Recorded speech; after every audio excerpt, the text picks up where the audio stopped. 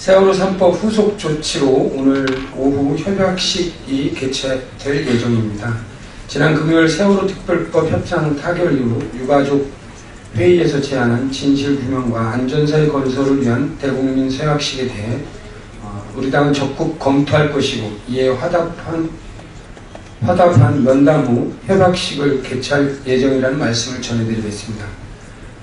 어제 말씀드렸지만 세월호 3법 처리 일정을 한 번 더 말씀드리면 6일 오전에 세월호 특별법은 농림식품해양수산위원회에서 정부조직법은 안전행정위원회에서 위원회 안으로 상정 의결될 예정이고 범죄 수익 은닉 규제 및 처벌법, 일명 유병헌법은 법제사법위원회 법안소에서 의결된 후 세월호 3법과 동시에 7일 오전 10시 법사위 전체회의에 상정되고 오후 2시 본회의에서 의결될 예정입니다. 어제 오후에는 MB정부 국부유출 자원외교 진상조사위원회 2차 회의가 있었습니다. 우선 MB정부 때 무리하게 투자한 해외 자원개발 규모를 확정 짓자는 논의가 있었는데 지금까지 밝혀진 민간 투자까지 포함한 40조 원, 투자 손실 35조 원과 에너지 공기업만은 26조 원 투자, 회수 4조 원으로 회수율이 14.6%에 불과했습니다. 하지만 이는 한전과 한수원 등 발전 사업이 빠져있고 MB정부 신규 투자 외에 계속 사업 중에도 MB정부 시절 무리하게 투자를 감행했던 사업도 있어 절대적인 규모를 결정짓는 것이 필요하다는 논의를 했습니다. 자원개발 국부유출 진상조사위원회 간의 업무 분장도 이루어졌습니다. 위원장인 노영민 의원, 간사인 부자연 의원이 총괄을 맡고 에너지 공기업 조사팀으로 석유공사는 부자연 의원이, 가스공사는 이원욱 의원이, 광물공사는 홍영표 의원이, 한전 및 발전사는 홍익표 의원과 전순옥 의원님이 맡기로 했습니다. 성공불 융자 및 국비지원 조사에는 박완주 의원으로 맡아서 진행할 예정입니다. 또한 VIP 등 자원외교 조사팀으로 VIP 및 특사 자원외교, 청와대 관여 내역 조사에는 최민희 의원, 감사원 감사 결과 및 전현직 관료 기관장 법정 문제는 서영교 의원이, 에너지 공기업 경영평가, 부실 내역에 관한 부분은 박광원 의원이, 자원외교 실태 및 비리, 로비 의혹 조사에는 김현 의원이, 총리 자원외교와 금융권 파이낸싱 지원 조사에는 김기준 의원이 각각 담당하여 조사하기로 업무 분장을 하였습니다. 또한 이명박 전 대통령과 자원외교 특사를 자유했던 그의 형 이상득 전 의원, 이상득 전 의원의 최측근인 박영준 전 지식경제부 차관, 당시 해외 자원개발의 플랜을 세웠던 최경환 현 경제부총리와 실무를 담당했던 윤상직 현 산업통상부 장관까지 자원외교 5인방에 대한 철저한 검증과 청문회가 필요하다는 점을 재차 강조했습니다. 이에 새누리당에게 묻습니다.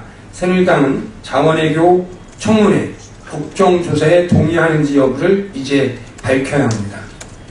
해외 자원개발 국부유출 진상조사위원회 3차 회의는 14일 금요일 오전 10시에 본청 245호실에서 산업통상자원부 등의 기관 보고를 받을 예정입니다. 자원외교는 빅딜의 대상이 아님을 다시 한번 강조드리겠습니다. 다음으로는 공무원연금 개혁과 관련해 이완구 새누리당 경제혁신특별위원장이 새정치민주연합은 지연작전을 쓰고 있다고 지적하였는데 새정치민주연합의 입장을 말씀드리겠습니다. 새정치민주연합은 지연작전을 쓴 일이 없고 쓰고자 하지도 않습니다. 이미 강기정 의원을 단장으로 하는 공적연금 발전준비팀을 만들어 수차례의 회의와 당사자 의견 청취 등을 통해 열심히 검토하고 있습니다. 오늘 오후에도 4차 회의가 예정되어 있는데 전문가를 초청해 공적연금 발전을 위한 대응 방안을 논의할 예정입니다. 연금개혁은 단숨에 해칠 일이 아니라 사회적 대타협을 필요한 일임을 새누리당이 망각하고 있는 것은 아닌지 스스로 반성해야 한다고 강조합니다. 지난 2007년 국민연금 개혁을 단행할 당시 새누리당은 서두를 일 아니다라고 강조하며 2년여에 걸친 논의를 했습니다. 자신을 보아 남을 깨쳐야 할 것입니다. 다시 한번 확실하게 해야 할 것 같습니다. 빅딜은 없습니다. 부패와 비리 사건에 대한 국정조사와 공무원 연금 개혁을 연기하려는 시도는 집권 여당의 책임이 있는 자세가 아닙니다. 잘못된 것을 밝히고 바로잡으면 그만입니다. 국정조사는 반드시 필요한 과제이고 공무원 연금 개혁은 논의해야 할 과제입니다. 빅딜은 없습니다. 안타까운 뉴스가 또 전해졌습니다. 마이너스 통장 대출 만기일이 다가오자 자살을 선택한 모녀. 우리 가족은 슬프지 않고 행복하게 죽는다고 쓴 중1 딸이 유서와 뒤따라 죽음을 선택한 남편까지 송파세 모녀 사건의 아픔이 가시기도 전에 이런 소식을 또 접하게 되어 안타깝습니다.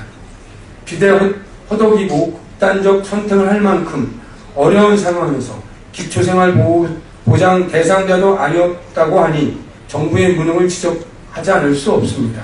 이런 문제가 발생한 것은 개인의 책임이 아닌 바로 사회적 책임, 정부의 책임입니다. 복지사각지대에 있는 소외계층을 찾아 나서고 저소득층에 대한 지원을 확대하는 내용의 이른바 송파 생혼요법 처리가 더 이상 지체되어서는 안 됩니다. 새정치민주연합은 이 같은 사건이 재발되지 않도록 빠른 법적, 제도적 방안을 마련하고 최선을 다할 것입니다. 오전 원내대표 회의에서 오영군 대표가 강조했듯 초이노믹스 100일 만에 국민들은 불안해하고 있습니다.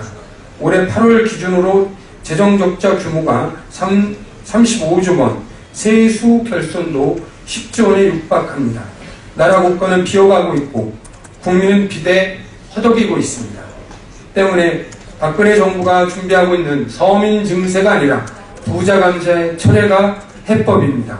재벌과 대기업에 대한 특혜성 비과세 감면을 없애고 법인세를 2에서 3% 올리면 약 10조 원의 세원이 만들어집니다. 이렇게 만들어진 세원으로 가계소득 중심의 성장 정책으로 가야 합니다. 다시 한번 강조드립니다. 새정치민주연합은 이번 2015년 예산심사에서 국민의 주머니를 지키기 위해 불효불급한 예산은 반드시 삭감할 것입니다. 4대 강사업, 해외 자원개발, 방산비리, 이른바 사자방 비리의 후속 사업과 관련된 예산은 단 한 푼도 반영하지 않겠습니다. 국정원, 국방부, 경찰청 등 묻지마 예산인 특수활동비 150억 원 증액은 반드시 삭감하겠습니다. 현실성 없는 예산, 대통령 눈치 살피기 예산, 예를 들면 작년에 전혀 진척 없던 DMZ 평화공원 조성사업 394억 원 예산은 5.24 조치 해제 없이도 비무장지대에 사업할 수 있는지 정부에 대물으며 이런 예산은 삭감하겠습니다. 국민의 지갑에서 나온 혈세, 밑빠진 독에 물을 붓고 있을 수는 없습니다. 소 잃고 외양간 고치는 일이 없도록 새정치민주연합이 꼼꼼하게 국민 입장에서 예산을 심사하겠습니다. 어제 통일외교 안보 분야에 대한 대정부 질문이 있었습니다. 사드와 전시작전 통제권 전환에 대한 질의가 쏟아져 나왔는데 결론은 하나였습니다. 박근혜 정부의 국방정책은 믿을 수 없다는 것입니다. 전작권 전환을 차질 없이 추진하겠던 박근혜 정부의 공약이 거짓으로 드러났습니다. 지난해 5월 전작권 전환 재연기는 미 국방부 관리 발언으로 들통난 데 이어 이번에는 미군 기관지인 성조지에 의해 연합사 210여단의 한강 이북 잔류를 한국 정부가 요청했다는 사실이 드러났습니다. 결국 전작권을 차질 없이 추진하겠다던 박근혜 정부의 공약도 210 화력여단과 연합사 잔류하면 YRP, LPP가 차질을 빚게 된다는 보도에 대해 계획대로 진행하는 틀내에서 최적화된 방안을 강구하겠다는 국방부의 해명도 다 거짓으로 드러났습니다. 모든 국가정책의 근간은 국민적 신뢰입니다. 신뢰 없이 추진된 정책은 반드시 실패할 것입니다. 그런 의미에서 오늘은 경제 분야 대정부 질의가 있을 예정입니다. 홍영표, 윤호중, 유대훈, 김관영, 이원주 의원이 발언자로 나설 예정인데 주요 요지는 경제 민주화 포기로 경제 선순환 가능성이 차단되었다는 박근혜 정부의 실정을 지적하고 특히 해외 자원개발 사업과 관련한 국부 유출에 대해 철저한 검증과 국정조사 실시가 필요하다는 점을 강조할 예정입니다. 최악의 전세 대란을 불러일으킨 박근혜 정부의 부동산 정책 실패를 추궁할 것이고 담배가 민상과 가계소득 증대 3대 패키지, 근로소득 증대세제, 배당소득 증대세제, 기업소득 환류세제 정책이 서민 가계 파탄의 지름길이 되는 곳은 아닌지 지적할 것입니다. 특히 악화된 지방재정 지원을 위한 개선 대책 마련하는 데 방점을 둘 것입니다. 오늘은 원내 대책회의에서 홍종학 의원 발제로 신혼부부에게 집안채를 프로젝트가 발표됐습니다. 우리나라 학계 출산율은 2013년 1.19명으로 OECD 국가 중 최저 수준이고 출생아 수도 2013년 43만 6,600명으로 작년에 비해 4만 8,000명 감소했습니다. 혼인율 또한 1994년 인구 1000명당 8.7명권에서 2013년 6.4건으로 크게 하락했습니다. 이렇게 혼인 연령이 늦춰지고 있는 문제가 해결되지 않고서는 저출산 문제를 해결할 수 없다는 절박한 새정치민주연합이 강력한 결혼 지원 정책에 나서게 되었습니다. 이명박 박근혜 정부 더 나아가 최경환 부총리 이후 불도저식 부동산 경기 부양책으로 전월세 폭등은 신혼집 마련의 부담을 이기기는 어려워졌습니다. 이제 임대주택을 저출산 정책과 연계한 근본적인 장기 정책으로 전환이 필요한 때입니다. 새정치민주연합은 공급되는 임대주택을 신혼부부에게 우선 공급하고 다양한 공급 방식을 개발해 단계적으로 공급 능력을 키워나가겠습니다. 전국 주요 유휴국공유지를 활용한 중소규모 지원과 함께 아파트 신축에 국한하지 않고 다양한 주택 형태 및 주거 형식을 지원해 나가겠습니다. 새정치민주연합의 부동산 정책 TF와 신혼부부에게 집안채를 포럼에서 구체적인 방안을 마련하고 내년 예산부터 꼼꼼히 반영될 수 있도록 적극 추진해 나가겠습니다. 이상입니다.